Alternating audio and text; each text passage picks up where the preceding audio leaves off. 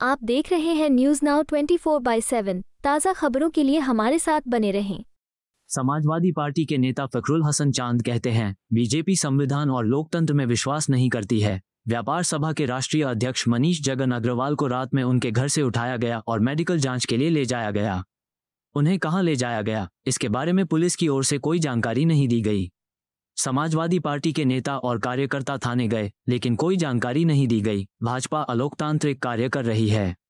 वो समाजवादियों और विपक्ष की आवाज को दबाना चाहती है, इसीलिए ऐसी कार्रवाई कर रही है।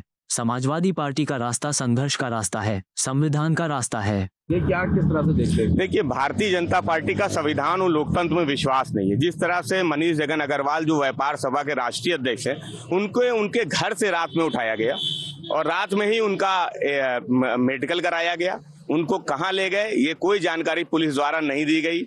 पूछा जाता रहा, लेकिन कोई जानकारी नहीं दी गई। समाजवादी पार्टी के नेता कार्यकर्ता थाने गए, चौकी गए, कोई जानकारी नहीं दी गई। किसी ने कोई बात करना उचित नहीं समझा।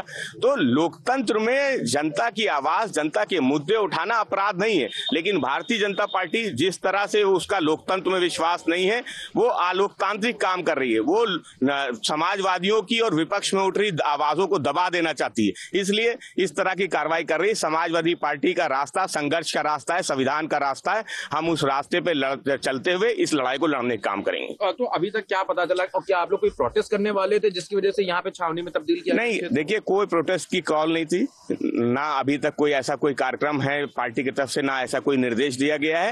आदरणीय अखिलेश यादव जी की आज प्रेस भी है।